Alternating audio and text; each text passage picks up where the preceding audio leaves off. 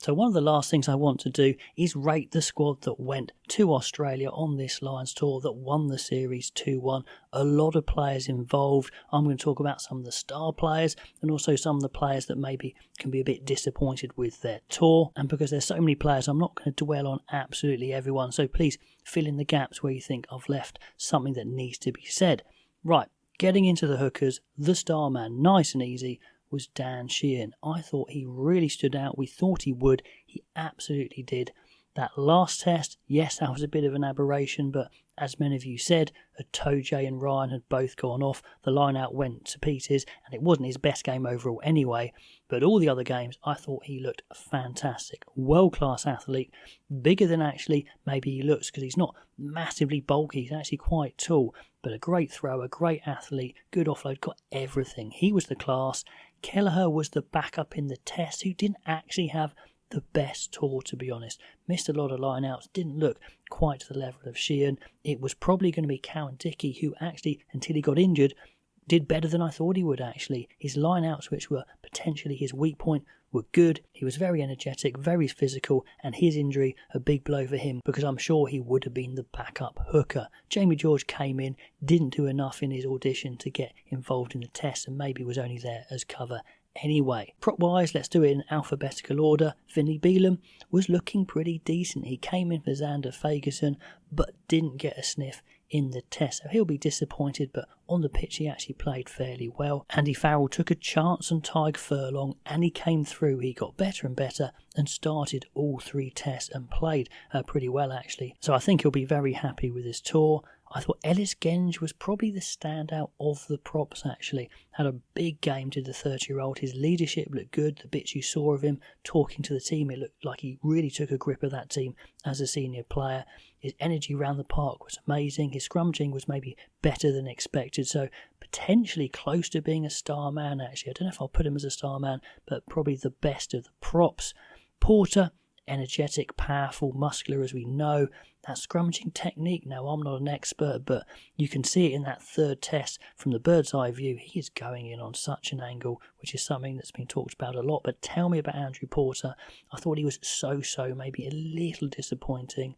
Pierre Schoeman had a couple of good games, but his final audition, I think it was against the First Nations Pacifica side, wasn't very good, so he'll be disappointed he didn't get involved in a test, so maybe slightly disappointing for him. Will Stewart came on in the test and made a good impact, scored that try in the 3rd test, for example, so I think he did pretty well. Then we had a stack of second rows / back rows.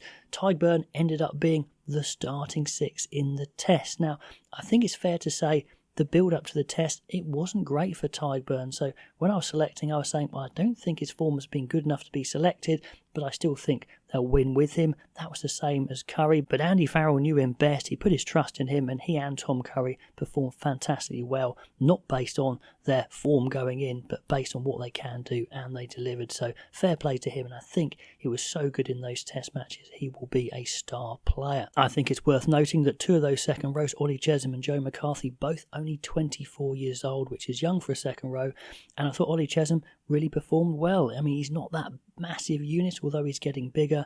He's probably the best line-out jumper, I would say, out of the lot. A good technician, really good experience for him. I think he was a good performance there. Joe McCarthy, though, was looking $1 million. I thought he looked the best I've seen him. Massive power in that 1st test, and the injury to him was a big blow, and they called him James Ryan. Now, it's fair to say I was sceptical about the inclusion of James Ryan in the first place, but you Irish fans pointed out to me that this is James Ryan now fully fit. The James Ryan we've been seeing in the last few years has not been fully fit and hasn't been looking great, which is why I didn't think maybe his inclusion was justified. But in that 2nd test, he basically came on and won that 2nd test almost, you could say, or had a big part to play in it. The physicality he brought was the best I've ever seen for him, so I'd say really good tour for him. Maybe we didn't see him enough to make him a star player, but that one impact was so significant. Scott Cummings started off with a very poor game, I think was against Argentina, and then came back with some brilliant games. Goodness me. Similar to James Ryan, his carrying, his physicality I thought was fantastic. 28 years old, he's going to be a cornerstone of that Scottish pack. Now, one big question I had is, should I make Maro Itoje a star player? Because he was the captain as well, and he went through a stack of work. I'm going to leave him as good, but if you think he was star, let me know. I think it was a good tour for him. His first game again against Argentina was poor, but then after that he came roaring back. In fact, he got left out for the next match and then really got a bit between his teeth and went at it. It was fantastic in the first test. So the Toje, very good performance, I think, for him, doing the Toje things, which is disrupting, which is tackling, which is the non-flashy stuff. It's not the most exciting answer, but there is a reason why he plays a full 80 and is captain, etc. Then onto the back row, which had a really strange mix to it. It worked in the end, but you only had Jack Conan as an out-and-out 8, and indeed he played all of those 3 tests. Other guys filled in, but it was an interesting call, worked out in the end. Conan played well, had a really good tour. I think the best way to sum up Jack Conan is he did very little wrong and a lot right, and a lot that was not flashy, taking the ball up hard, tackling hard, doing all the dirty work. Then we had Tom Curry, who, just like the Six Nations, came in with hardly any form, and I was questioning his inclusion. Same in the warm-up matches, where he just looked off the pace compared to some of the other back rows, and Andy Farrell trusted him, and goodness me, he came up trumps. In his physicality for him, he is massive and big and strong for a 7, and he was throwing guys back in the tackle, which is his thing. I think he will be a star player from his performances in those tests. Even in the third test, I thought he was one of the standout players. Ben Earl will be happy with his tour. His USP is his ball carrying slightly wider out, and he really showed it in this tour with some big carries, some big breaks. Even in the last test, came on and made 2 big carries, created a try, so he'll be happy he showed what he can do.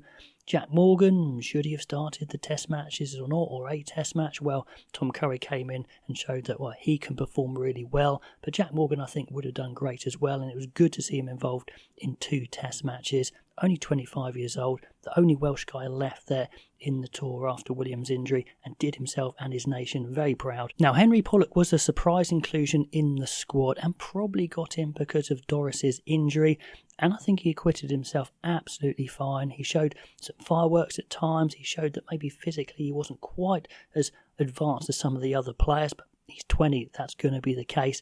He didn't get involved in a test match, but again, I think that's absolutely fine. Great experience for him. From where he came from, I think definitely a good tour for Henry Pollock. Then let's talk about Josh van der Fleer, a player who I was definitely sure was going to be involved in a test match at some point and just wasn't. On the pitch, from what we saw, absolutely fine, didn't really do anything wrong, worked really hard, and there was just such competition there he never got in. Then onto the back line and scrum halves, Gibson Park was given plenty of time to get fit, and it paid off definitely. He got better and better as the tour went on. So instrumental in tests 1 and 2. The selection of his passing, how cool he is in attack especially, is so important, and played the absolute majority of those tests as well. Was he at his absolute best? Maybe not quite, but still plenty good enough to be very influential. I think Alex Mitchell will be very happy with his tour. Thomas Williams was probably playing himself into a test bench spot but got injured. Ben White was called in to replace Thomas Williams, and his involvements were really impressive, but maybe just didn't have enough time to force the issue for a test spot. And then we have the fly halves, and it was the Finn Russell show. We wondered if Finn Smith or Marcus Smith could get close to him. Finn Smith, his performances weren't quite good enough to get close to him. Marcus Smith actually performed fairly well, but was used kind of a fullback as well and didn't get a massive run to put pressure on Finn Russell. But I was really impressed with Finn Russell. He is now the complete player. Playing at Bath, he can play the tactical game, and he's got his flair, of course. Created so many tries, some great kicks as well. Maybe not his best game in the third test. Occasionally his goal kicking was off, but I thought some of the things he did were fantastic, and this was his show. Played pretty much all the test matches, had to go off a little bit with a tight calf, I think, in one of them, but he was the man, and he created actually the winning try. I did a video breakdown of the winning try in the second test, and he actually created it, going outside solely, he popping over the top. So a crucial man, definitely a star man. Big tour for him. Now, I didn't mention Owen Farrell in the fly halves because he never actually played fly half. He played centre in every involvement. His first game he came on and was pretty much perfect. After that, maybe not quite as good, but absolutely fine, did what Owen Farrell does. I guess the one blip was in that third test when they were only 8 points down. The Lions, for some reason, decided to move the ball really wide in the wet from deep, and it went wrong and gave the try away to Jorgensen, and he was involved in that. But I don't know whose decision it was to chuck the ball around when he would have been a great guy to help kick the corners and kick to compete, etc. Now, until the third test, I think you'd say Bundee Aki had been okay on tour. Not the best centre, but okay. But in that third test, he just had a mare.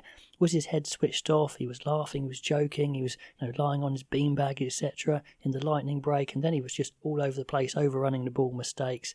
So that did spoil it a bit, so I think it goes down as a bit disappointing for Aki. Such a shame we didn't see maybe the best centre pairing, I think, was Tuipulotu and Ringrose. That would have been the best. Ringrose was due to play in the second test, but still had a problem with concussion, and fair play to him, called it on himself. He wasn't right to play, which is a brilliant example for young players, but such a shame we didn't see Tuipulotu and Ringrose in those test matches, as I think that would have been the best all-round combination. Tuipulotu, it was a good tour, just such a shame he got injured for that last test, but he was very influential in the winning of the first 2 tests for sure. Tommy Freeman and the back 3 in general didn't go so great, although if you look at the stats, Freeman's making lots of ground, he's heavily involved, he started all 3 test matches, so you can't say it was a bad tour, but just from pure performance, we've seen him play better for England and Northampton, so maybe disappointing, maybe that's harsh, I don't know, because he played all 3 tests, but let's go disappointing, because the back 3 did fail to really ignite. Darcy Graham came in late and then got injured straight away, and he was just so devastated. Mac Hansen was actually looking really good, but